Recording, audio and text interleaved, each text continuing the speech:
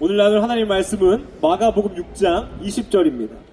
오늘 고난에 대하여라는 제목으로 하나님 말씀을 나누겠습니다. 제가 본문 대표로 읽고 있습니다.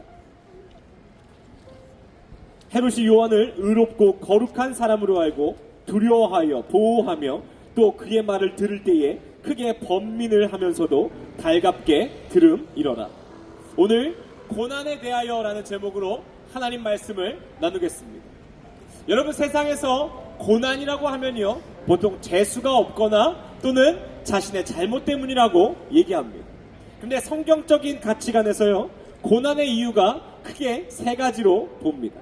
첫 번째는요, 죄를 지었기 때문입니다. 우리가 대부분의 사람들의 이 크리스찬의 고난의 이유가 있다면요, 그것은 본인의 죄일 때가 많습니다.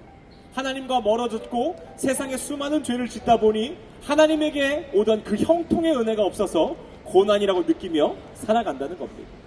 이스라엘 백성이요, 하나님을 섬기면서도 바알과 아세라 신을 섬겼습니다. 그 결과 어떻게 됩니까? 날마다 끔찍한 고난 가운데 있습니다. 근데 하나님이 죄를 지은 우리에게 고난을 통하여서 말씀하고 싶은 게 무엇일까요? 돌아오라는 것입니다. 여러분, 행여 지금 고난이 죄 가운데 있다면 죄를 회개하고 하나님께로 돌아가는 은혜가 있기를 원합니다. 우리의 고난이 첫 번째가 죄라면요, 두 번째는 하나님의 연단일 때가 많습니다. 그 대표적인 인물이 다윗이나 요셉이에요. 하나님이 귀한 하나님의 일꾼으로 사용하시기 위해서요, 다른 사람보다 많은 훈련을 주시는 겁니다. 그 결과가 사실은 끔찍할 때도 많아요.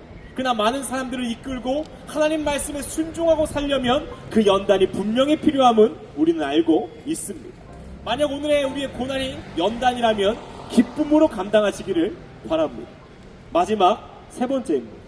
사실 이 세 번째가요, 그리스도인들에게 가장 힘들고 넘어지고 쓰러지는 이유가 됩니다. 그것은 바로 사단의 공격입니다. 예수님을 잘 믿고 내가 예배도 열심히 했는데요, 사단이 나를 이유 없이 공격할 때가 있습니다. 그리고 하나님은 침묵하시는 것 같은 순간들이 우리에게 찾아옵니다. 그 대표적인 인물이 바로 욥입니다. 욥이 잘못한 것이 무엇입니까? 만약 욥이 잘못한 것이 있다면 그 누구보다 의로웠던 사람이 그 이유였을 것입니다. 근데 그 결과 어떻게 됩니까? 모든 재산을 잃어버리고 자신이 사랑하는 자녀들이 모두 죽습니다. 그리고 자기 또한 그 종기로 너무나 고통스러워하며 그 고난 가운데 있어요. 근데 그 고난을 해결할 수 있는 방법이 있나요? 없습니다. 왜냐하면 이유가 없기 때문입니다. 그럴 때 세상은 우리를 조롱하고 손가락질합니다. 네가 믿는 하나님, 네가 다니는 교회, 네가 섬기는 예수님은 아무것도 할 수 없는 존재 아니냐? 차라리 그 고난 가운데 돈이 많았다면 넌 그 고난을 수월하게 이겨낼 수 있었을 거야. 네가 더 유명한 의사, 더 유명한 사람들을 알았다면 네가 지금 겪는 고난 더 쉽게 이겨낼 수 있었을 거예요. 하나님보다 세상이 위대하다라고 손가락질하고 우리를 조롱할 때가 있을 것입니다. 그렇다면 그리스도인들에게요, 이 마지막 세 번째 고난을 어떻게 받아들여야 할지 오늘 같이 얘기를 해보도록 하겠습니다. 이것은요, 하나님의 관점과 우리의 관점이 다른 것입니다. 하나님이요, 우리가 이 땅 가운데 행복하고 많은 돈을 가지고 장수하는 것을 좋아하실까요? 그것을 원하실까요? 하나님의 계획은 무엇일까요? 이 세상 가운데요, 하나님 말씀 잘 순종하고 잘 연단받고 잘 견디어서 영원한 하나님 나라에 거하는 것이 하나님의 계획입니다. 근데 사탄은요, 우리에게 뭐라고 말하는 줄 아십니까? 영원히 이 세상에 살 것처럼 우리를 유혹합니다. 그러니 많은 젊은이들에게 뭐라고 합니까? 너 네 집 있냐? 너 너의 명의로 된 집이 있냐? 이 세상 가운데 100년이나 사는 가운데 너의 집 하나 없다면 네 인생은 불행한 거야 라고 얘기합니다. 또한 돈이 많냐? 안정적인 직장이 있냐? 사람들이 너를 인정해주냐? 그렇지 않다면 너는 불행한 인생이야.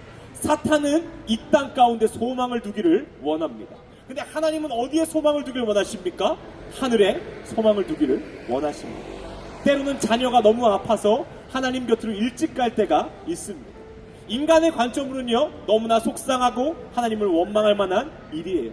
그러나 하나님 나라 관점에서 본다면 그 아이는 고통이 없고 다시는 어두움이 없는 곳에서 하나님과 영원히 쉴 것을 우리는 믿어야 합니다. 우리 또한 마찬가지입니다. 많은 재물을 쌓아두고 영원히 살 것처럼 사탄이 원하는 대로 이 세상에 사는 것이 아닌 하나님 나라를 바라보며 믿음으로 살아가는 우리가 되기를 간절히 원합니다. 여러분, 이 땅이 아닌 하나님의 나라를 바라보는 참 성도가 되기를 원해요. 그러려면 어떻게 해야 될까요?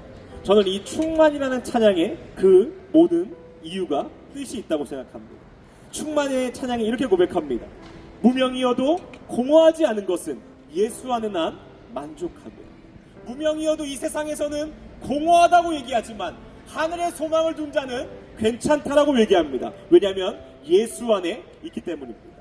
가난하여도 부족하지 않은 것은 오직 나는 예수 안에 부요함이라. 고난 중에도 견뎌낼 수 있는 것은 주의 계획을 믿기 때문이라. 실패하여도 일어설 수 있는 것은 예수 안에 오직 나는 승리함이라. 그리고 뭐라고 얘기합니까? 난 예수로 충만하네. 이 시간 우리가 이 이유 모를 고난 가운데 넘어지고 쓰러진다면요, 여러분 기억하십시오. 이 세상은요 짧은 시간입니다. 군대로 따지면 훈련병인 시간이 이 세상입니다. 그리고 머지않아서요 그 진짜 군인이 되기 위해 우리는 하늘나라로 가야 합니다. 또한 회사로 따지면요 인턴 생활하는 것이 이 나라입니다. 이 땅에 너무 많은 소망을 두지 말라고 하나님 말씀하십니다. 그런데 여러분, 혹시 사탄이요 오늘도 이 땅에 너무 많은 소망을 두라고 혹시 내 마음 가운데 얘기합니까? 그렇다면 여러분 깨달으시기를 바랍니다. 오늘의 본문에는요 이 세례 요한이 나옵니다. 세례 요한이 얼마나 우리가 봤을 때 거룩하고 성실한 종이었습니다. 그는 광야에서요 예수님 오실 길을 준비하며 날마다 그 메뚜기와 꿀만을 먹으면서 자신의 삶 전부를 포기하고 예수님을 위해 살았습니다. 근데 오늘요 굉장히 슬픈 사건이 발생해요. 그 세례 요한이 목이 잘려서 그 머리가 쟁반 위에 있는 것입니다. 그 이유가 무엇이냐면요, 헤롯이란 왕이요 이 자신의 동생인 아내와 결혼을 합니다. 그러면 안 되는 거잖아요. 그래서 세례 요한이 그거에 대해 질책해요. 하나님께서 원하시지 않는 거라고. 그래서 본문이 이렇습니다. 헤롯이 요한을 의롭고 거룩한 사람으로 알고 두려워하여 보호하며 또 그의 말을 들을 때에 크게 번민을 하면서도 달갑게 들읍니다. 이 헤롯의 아내였던 그 헤로디아가요 요한을 죽이고자 합니다. 근데 오늘 이 헤롯 왕은요 요한이 의로운 하나님의 사람인 줄을 알고 차마 죽이지는 못하는 거예요. 근데 헤로디아의 딸이요 이 파티 중에 춤을 춰서 왕의 마음을 기쁘게 합니다. 근데 왕이 딸에게 이렇게 말해요. 네가 오늘 말하는 소원 무엇이든지 들려주겠다. 그때요 이 헤로디아와 딸이 이 음모를 꾸미고 세례 요한의 머리를 달라고 요구합니다. 결국 하나님께 그렇게 성실했고 충성된 세례 요한은요 비참한 최후를 맞이합니다. 얼마나 처량한 그리스도인의 삶입니다. 여러분, 예수님의 12제자는요 대부분 순교했습니다. 근데 어떻게 죽었는 줄 아십니까? 이 나다니엘이라는 제자는요 가죽이 벗겨져서 죽었습니다. 산채로 가죽을 벗겼다고 합니다. 또 많은 제자가 톱에 썰려 죽고요 십자가에 거꾸로 매달려 죽고요 사자에 물어뜯어 죽었습니다. 예수님 믿었는데요 고난밖에 없다라고 얘기할 수 있지 않겠습니까? 오늘 세례 요한도 개죽음 중에 개죽음이지 않겠습니까? 그런데 여러분 다시 한번 기억하십시오. 이 땅에 소망을 두면요 그것은 고통스럽지만 하나님 나라에 소망을 둔다면 순교한 하나님을 위해 예수 그리스도와 같이 피 흘린 자들은 하나님께서 그를 사랑하시고 축복하시고 영원한 평강 가운데 품어주실 줄을 믿습니다. 그 참된 축복을 바라보며 살기 원합니다. 마지막으로 말씀을 마치겠습니다. 사탄이 공격할 때요 우리는 무방비 상태일 때가 많아요. 근데 여러분 잘 들으십시오. 사탄이 어떠한 사람을 두려워하는 줄 아십니까? 돈 많은 사람일까요? 능력 있는 사람일까요? 지식이 많은 사람일까요? 제가 오늘 이 말을 들었는데요 너무나 공감이 되고요 용기를 얻는 말이었습니다. 사탄이 두려워하는 사람은 날마다 무릎 꿇는 사람이라는 거예요. 하나님 앞에 무릎 꿇는 사람은요 사탄이 건들지 못한다는 것입니다.